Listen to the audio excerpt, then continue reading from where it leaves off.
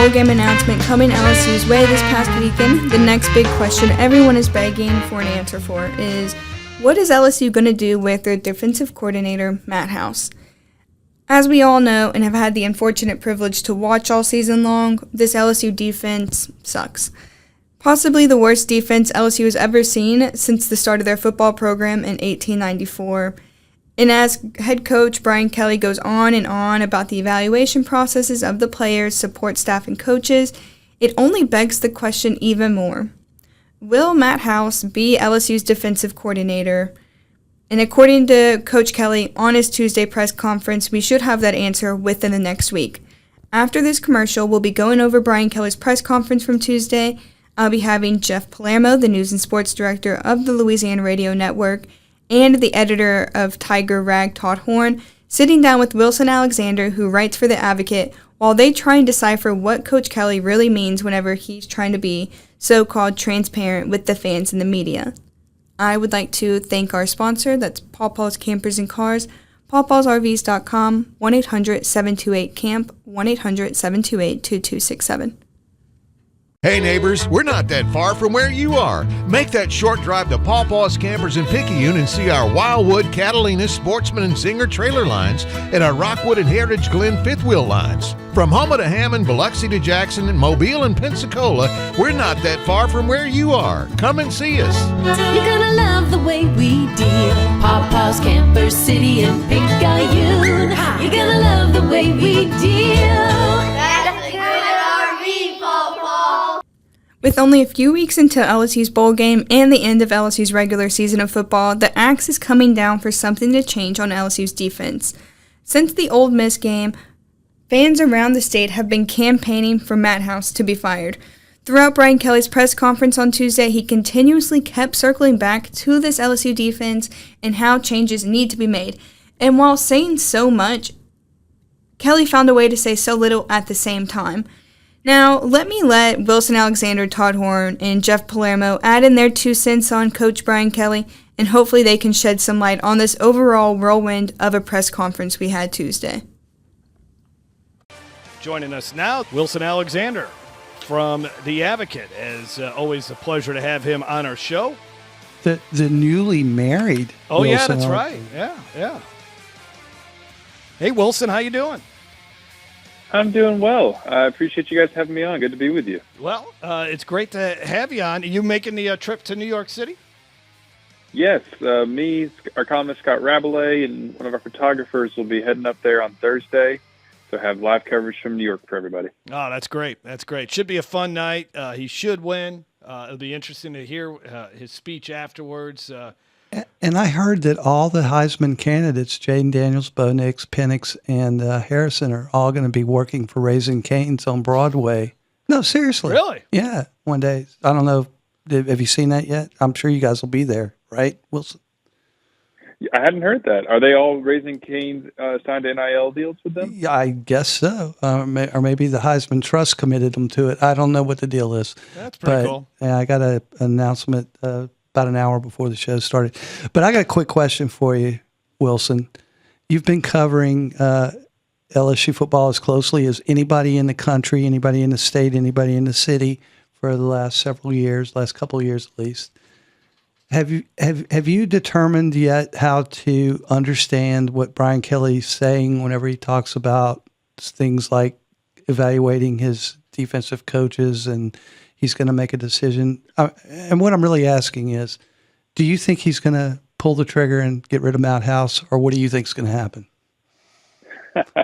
I think Brian Kelly is very good at saying a lot without giving away what he's actually thinking. And I think that's kind of what's going on in this case, certainly today in this press conference. And, there's been buzz that Matt House will actually be retained. I've talked to sources who are close to the situation and who thought, that he probably would be, but also cautioned that word probably, and that didn't seem, certain and finalized or anything like that. So I don't know how this is going to end. And I haven't talked to Kelly, about this specifically. And ultimately that is the thing here. He is going to have pretty much the say on what he wants to do. And so, he sort of moved the goalposts on or at least change the timeline a little bit on when these evaluations are going to happen. He said on the Paul Feinbaum show last week that the evaluations would be taking place over the next week to 10 days, which would put you right about now. And then he said today that, no, those aren't going to happen yet until after we're done recruiting. So in actuality, I mean, he's probably been making these evaluations throughout the season and, really not just suddenly doing that, and waiting for some sort of end of time period. I'm sure these conversations are ongoing, as from what I understand they are. And, we'll see exactly when and what he decides, but it's going to sort of ultimately fall on him, and it's the most critical decision of his tenure to date. Yeah. Do you think that if he decides for whatever logical reason he can put forth to keep Matt House as a defensive coordinator, that if it's not a drastic improvement next year, he can survive that? Or do you think he's happy and complacent with a 10-year contract that is, I guess, now 8 years? So. No, Kelly certainly isn't happy and complacent, certainly not. He is so driven by wanting to win a national championship. I mean, that is the one thing missing on his resume. He's been a very successful coach. I mean, you look at it this year, this could be his 7th straight season, I believe, with 10 wins. And that's a great model of consistency, but it's not what he wants to do. I remember sitting with him in his office. This was back, I guess, March or May. I think it was May of last year, before his first season. And he's got a box of rings on his desk of a lot of accomplishments, but there's one missing in there, and it's a national championship ring. And so he understands fully that, even though he's got a 10-year contract, and that does allow him some flexibility here early on, if he was going to go with Matt House and try to maintain some level of consistency within the staff, and maybe make shakeups elsewhere, then it would certainly be a show that he is trying to that he believes in Matt House and what he can do schematically, but that they just needed to get better personnel in the door. And he would, but if it was bad next year, he would really be left with no choice in that instance. And but I certainly don't think he would be complacent in these decisions because Kelly wants to win.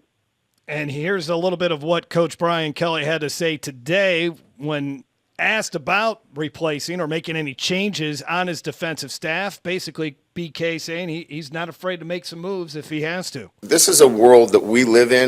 Check that. Let me try this one. I was 3 games into a season in 2016 at Notre Dame. I had to fire my defensive coordinator, and he was in my wedding. Those aren't easy decisions, okay?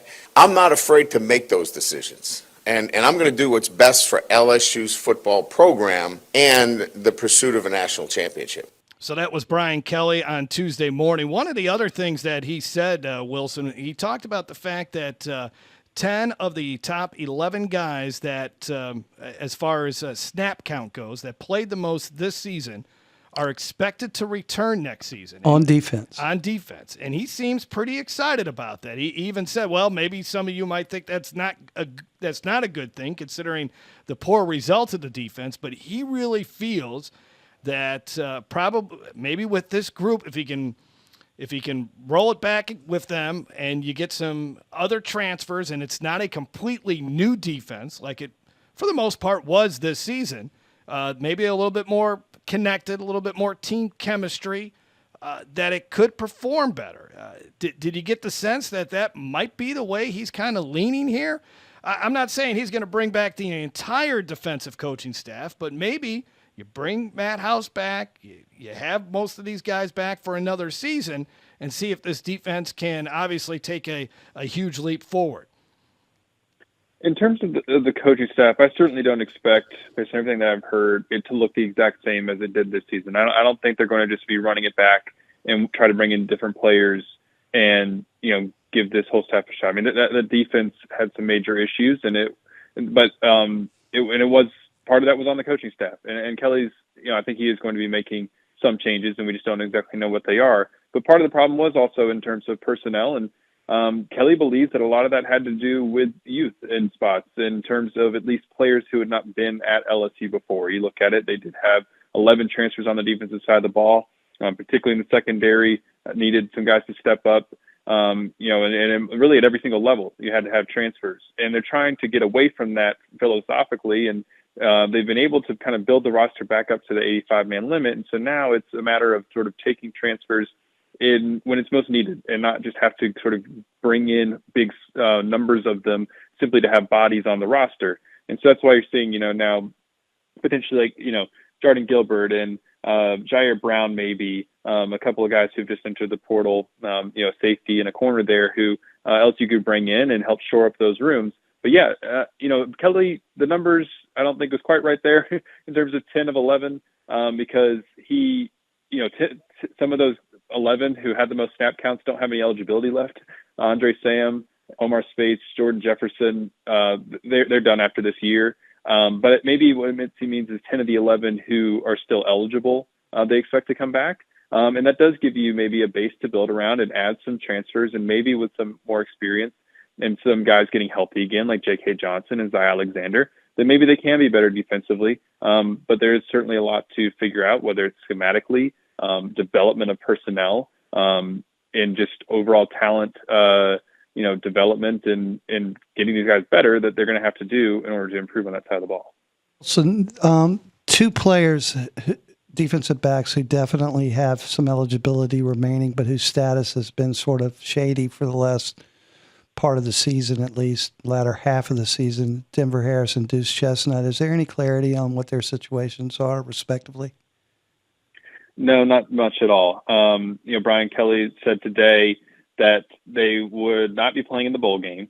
And at the end of the semester, which is coming up here shortly, that there would be conversations that he would have with them individually about what their futures are. For what it's worth, Deuce Chestnut no longer has LSU listed on his social media handles. He just says DB at ... Maybe, sometimes it's a dangerous game to read into things like that. But, I would be kind of maybe surprised if he was back, and we'll see about maybe Denver as well. They haven't entered the portal yet or anything like that. And they're also in a bit of a tricky situation, both of them, because, they've already transferred once. And we've seen the NCAA crack down on two-time transfers. But does LSU want to keep them around is maybe a question that still has to be answered. So when it comes to the transfer portal, which opened yesterday and stays open through January the 2nd, has anyone that's come into the portal so far officially garnered your attention or raised your eyebrow a little bit as far as a target for LSU? We know that Kelly says they're going to be more specific in their targeting in the portal. And I think that means, like you said, safety, maybe cornerback, defensive line, and possibly quarterback. But has anybody, raised your eyebrow a little bit that you've seen enter it so far? Certainly. Two that I mentioned already, Jordan Gilbert, the safety from A&M, Jair Brown, the corner from Ohio State. These are both guys with Louisiana ties. Jordan Gilbert's from, Louisiana, and Jair Brown ended up, finishing up his high school career in Ohio. But, even his hometown on the Ohio State website is listed as New Orleans. And we know how much LSU likes to bring back, Louisiana natives through the portal. Those would be two that would fill some instant positions of need. I think Gilbert is particularly important because regardless of what Major Burns does at safety, this is a guy who started 10 games in 2022 at A&M. He was going to start this past season until he suffered an injury. And so this is a guy who would be an instant, I think, help in that backfield, the defensive backfield. A couple others, LSU is definitely in the market for a transfer receiver, a veteran kind of guy. There's a possibility of getting Kyron Lacey back. But even then, it would be helpful to have someone with a little bit more experience at that room because while LSU's got some really talented freshmen, you need more, maybe some more experience at the college level because those guys didn't play much at all this year with what Malik Neighbors and Brian Thomas were doing. And so some who could maybe fill that void would be Will Shepard, a wide receiver from Vanderbilt, Mandeville native who's been really good at Vanderbilt, an offense that isn't necessarily the most explosive in the SEC, but he's put up some good numbers. And then just tonight, Davion Thomas is a receiver from Mississippi State who entered the portal, and he could also fill a void at returner, another Louisiana native. All four of those guys are Louisiana natives, and then they also offered Jamori Macklin, North Texas receiver. So those are probably five names right off the bat that I think are maybe the most interesting to start off with, and we'll see who else enters the portal here over the next few weeks. Would it surprise you? I know whenever you say they possibly could bring in a quarterback, some Tiger fans' eyebrows raise. It's like you're almost speaking blasphemously against Garrett Nussmeier, and that's not what I'm meaning to do at all. You look at it and you see that the quarterback room as it stands right now for next year is Nussmeier, and then Ricky Collins, who is an inexperienced freshman who will be a sophomore, and then a freshman, a 4-star, but a freshman that's coming in. So what happens if something happens to Nussmeier? Does LSU need to make sure that they beef up that room a little bit? They probably do. And Brian Kelly was asked about quarterback specifically today in the transfer portal. He did not say yes. He also did not say no. Sounds like a consistent theme. Huh? Yes, but you also have heard from him sometimes, be more definitively say, no, that's not something we're interested in, just in various moments over the last couple of years. And leaving open that possibility was, I think, maybe the most notable part of his answer was that he didn't say no today. Because if he had an opportunity to very well just say no, and he didn't. And that saying that those conversations, if LSU were to bring in a quarterback, would have to be had between Garrett and, all the quarterbacks on the roster and incoming recruits, et cetera, et cetera. It is a tricky situation, though, because, Garrett is certainly been biding his time. He's certainly talented, and we've seen him in flashes be quite good, especially at the end of last year. And if LSU were to get in transfer quarterback, then do you run the risk of losing Garrett? It would be interesting to maybe try to bring in someone who could compete for the job, but also, with the wherewithal that they might lose the job and have to sit behind Garrett, and at least then you have some veteran insurance. That would be the best case scenario for LSU, but it's a fine line to walk because, Garrett Nussmeier said how much he wants to be here, but he also wants to play, and if LSU brought in somebody who took the job from him, would he leave? That's something that LSU has to consider, and it's going to have to kind of figure that out.